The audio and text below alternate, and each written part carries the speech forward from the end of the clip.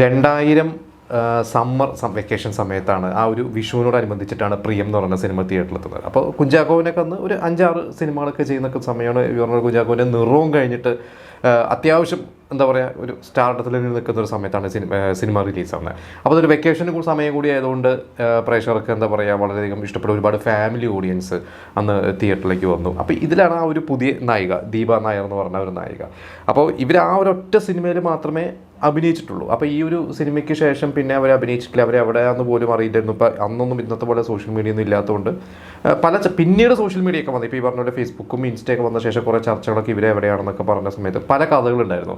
അപ്പോൾ അതിലൊരു വാർത്ത ഒരു 5-6 വർഷം മുമ്പ് എപ്പോഴും ഒരു ഓൺലൈൻ മീഡിയയിൽ ഒരു വാർത്ത ഉണ്ടായിരുന്നു. അതായത് ഇതിലെ പ്രൊഡ്യൂസർ കെ നായരുടെ മകളാണ് ദീപ നായർ. അപ്പോൾ മകൾക്ക് സിനിമയോട് ഭയങ്കര മോഹമായിരുന്നു. അപ്പോൾ ഒരു സിനിമ മാത്രം അഭിനയിക്കാൻ പാടുള്ളൂ എന്ന് പറഞ്ഞ് അച്ഛൻ പ്രൊഡ്യൂസ് ചെയ്തതാണ് മകൾക്ക് വേണ്ടി എന്ന് പറഞ്ഞാൽ കുറേ കഥകളൊക്കെ.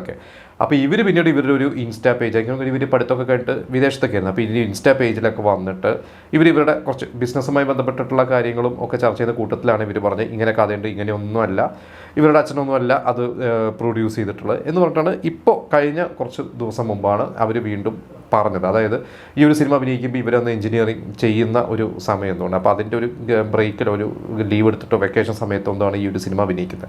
അപ്പോൾ ഇത് കഴിഞ്ഞപ്പോൾ ഇവർക്ക് ഓഫേഴ്സ് വന്നു. പക്ഷേ ഇവർ പഠിത്തം കംപ്ലീറ്റ് ചെയ്യാം എന്ന് വിചാരിച്ച് ഇവർ പിന്നീട് ഇവരുടെ കോഴ്സൊക്കെ കംപ്ലീറ്റ് ചെയ്ത് ഏകദേശം ഒരു 1.5 വർഷമൊക്കെ കഴിഞ്ഞിട്ട് ഇവർ എഞ്ചിനീയറിങ് തീർത്തു. എഞ്ചിനീയറിംഗ് തീർന്നു കഴിഞ്ഞപ്പോഴാണ് ഇവർ വീണ്ടും സിനിമ ട്രൈ ചെയ്തപ്പോൾ ഇവർക്ക് ഓഫേഴ്സ് വരാതെയായി. അപ്പോൾ അന്ന് ഇവർ ലൈം ലൈറ്റിൽ നിന്നൊക്കെ മാറി കഴിഞ്ഞതുകൊണ്ട് ഇവർക്ക് തീരെ ഓഫേഴ്സ് വന്നില്ല.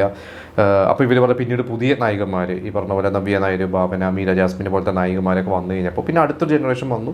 പിന്നെ ഇവർക്ക് അന്നെന്തോ സ്കോളർഷിപ്പോ കാര്യങ്ങളൊക്കെ കിട്ടി ഇവർ ഹയർ സ്റ്റഡീസിന് വേണ്ടി പുറത്ത് പോയി. പിന്നെ അത് കഴിഞ്ഞിട്ട് ഇവർ ജോലിയായി, കല്യാണം കഴിഞ്ഞാൽ അങ്ങനെ ഇവർ സെറ്റിലായി. പിന്നെ ഇവർ സിനിമയായിട്ട് കംപ്ലീറ്റ് മാറി.